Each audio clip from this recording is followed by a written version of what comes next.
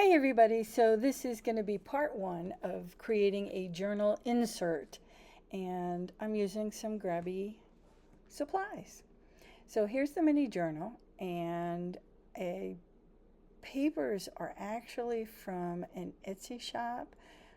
Here it is. It's katecrafts.com. She has a YouTube channel as well, and she has some free stuff. You can also get other things. I think I got the center page from her Etsy shop. So not bad. I like her style, and I made a journal out of it. If you're curious on how to do this, leave me a comment and I'll create a video showing you how I made that. So let's get started, shall we? One of the favorite parts of the grabie parts or box that I found was the stencils. The stencils could be used all year round, and there's also things that have to do with Halloween and spooky stuff. And if it's not your jam, I understand, but there are things that are available. So, maybe if you found somebody who likes the Halloween and you get the regular stuff, could do something like that.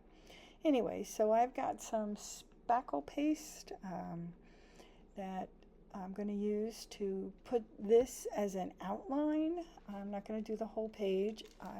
I'm going to do the outline of both pages. And one of the things is I put a plastic saran wrap inside the jar to kind of keep the air out. I don't know that it works or not. It always seems very firm no matter what I do, but I'm making attempts, right? So here, I could have moved down and done the bottom a little lower, but I was afraid of messing up the side. And see, it's really cute and very subtle. So I'm gonna do the other side as well. And the funny thing is, well, I guess it's not funny. I can see when I'm watching the video where I didn't fill in as much as I should have on some of the little stars. And I remember thinking when I do the inking, gee, I wondered, I thought I did that well. And see, you you never know. You never know. But see, I can see that I omitted one star entirely. It's it's so funny. And I had paste on my knife too. But it came out very subtle. It looks nice. I like it. I'm going to be inking them with some mica ink or mica spray that I work with.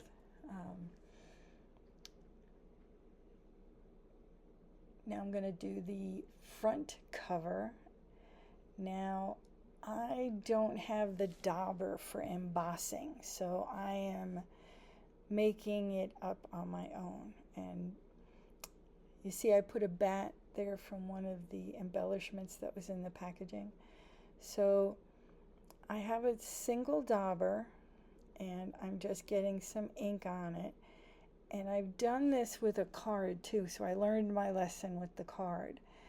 But I'm trying to get as much of the embossing ink into the stencil areas that I want. The hard part with this is you want to move quickly so it doesn't dry on you, but you also need to pay attention to where it's moist, and it's so difficult, but you just keep trying. And I know after where I have a space that I should have inked a little better, but that's just the way it is. It is what it is. And you want to make sure you take that and wash that off because it gets sticky. And so this is some black sparkle embossing powder, which is really very cute. The only thing is that once you do this, no matter what you do, you end up with sparkles all over the place, or glitter. So, see, not bad. And you see the spot by her, the broom bottom by her cape. Yeah, I missed, but I make up for it in another one. So let's get the heat gun and get this one to go. So it makes a nice front cover. I like the silhouette. I thought that was a really good stencil.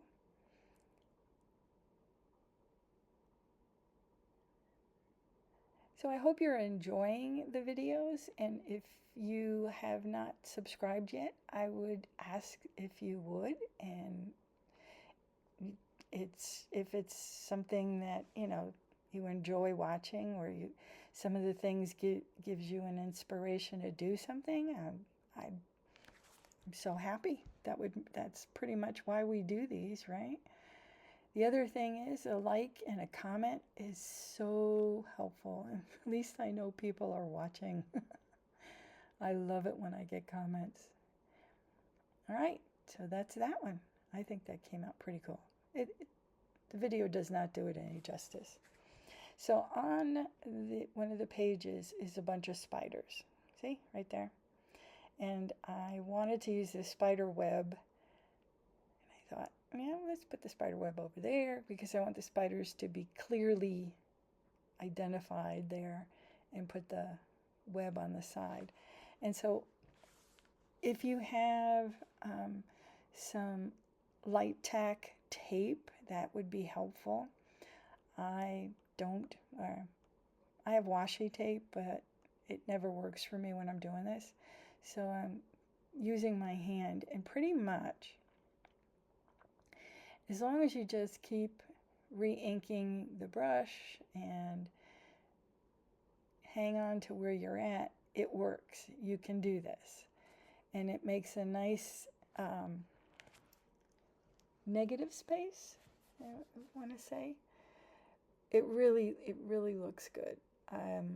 So the other thing I want to show you with this is, when you lift it up, if you're not happy with the way it looks, this is so big, and it's really not that bad to put it back on.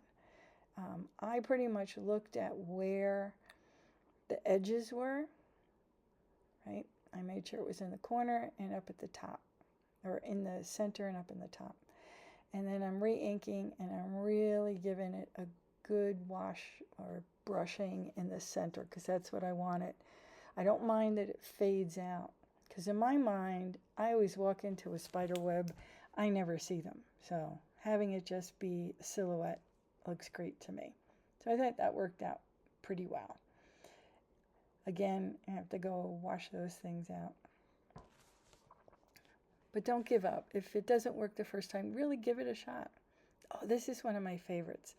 These are one of the chipboard, and it does have a sticky part, but I don't want to open at the sticky part. I'm just putting it on the back label, and only on the bottom and the sides, just to make a tuck space. And I really think it worked out well. It really did. It looks really cute, and especially with where the little skeleton guy is. Watch how he comes out. It looks really good, I think. See, you just put it in there, and then I just want to make sure that I have a good adhesion. I'm going to use my bone folder just to kind of make sure everything is tacked down nicely. And then, oh, and that's one I did in another video I had. And there it is. Isn't that, it's so cute. And these came from the Grabie box as well. I think it looked really cute. Well, I could say cute 1,000 times, I guess. I like it. All right, now these frames are they are so nice and colorful. But I really wanted to do something where I'm highlighting something. So I'm auditioning it in different places. Yeah, that kind of creeped me out a little bit. Making sure I hit everything. Back and forth, trying to find something that I think would be really good in the window. And I didn't know, do I want to? I don't know. Guess where it goes? There it is in the back. Why not do the back? This whole booklet is going to go inside one of my composition books, so it's fine. I think it works. I think you can do it. Now, I initially tried to stay away from the edge so that the glue would be underneath the colored portion of the frame. However, it turns out it didn't matter. Didn't matter. Like the witch's legs, I did those, and really, if you see it, if you're looking for it and you find it, oh well, you know. You just give it a minute, and this glue really adheres very quickly. It attaches to you have a little wiggle room, but very little. It came out nice. Yeah, I like it. You could do pretty much anything. I wanted to use it. There it is. And then this, I was thinking maybe I can wrap something. I think I'm going to have to do something else for the wrapping. Oh. So this, most of the time you put a ribbon on there and you can tie it off. Yeah, those strings aren't working for me. I have to try something else for that. So anyhow, we're going to move on to the next one. So here, didn't realize that the video didn't start, but this is where I'm using the micro spray. I sprayed it a little bit on an item, and now I'm using it like paint on a paintbrush. And although it didn't, it's not as mica-y, but it's makes those things stand out, which is what I wanted. I wanted it to be a little bit more visual.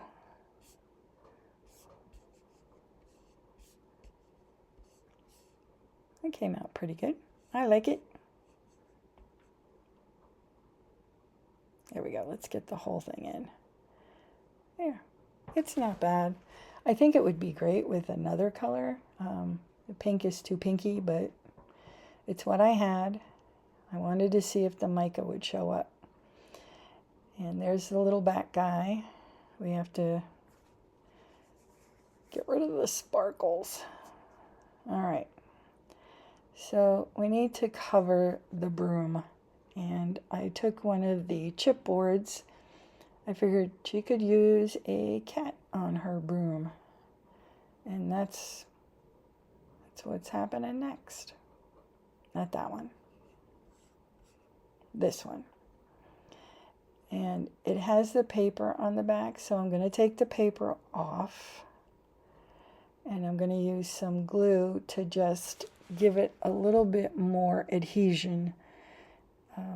Especially since it's on the outside of the book, and if it goes in and out of a larger journal, I don't want it popping off. Now you can see above that I had started off with a bat. I had to use the bat, and he was on there a long time. Next.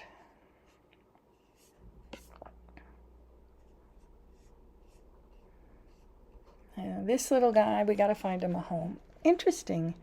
He's got that pink that I just did on the spackled part. See? I mean, I probably should have put him in there, but I wanted him somewhere else. So I'm just kind of like this is how I work. I put things down, I kind of look at it. Is it giving me the vibe? What? And since that was dark over there, I kind of said, yeah, let's put something over here, because I really wanted something like a little tuck spot over here. And that's may not hold a lot, but it will be kind of cute. Again, the cute word. And give that some time to dry. It's going to be great. I hope you've enjoyed this. I'll see you tomorrow.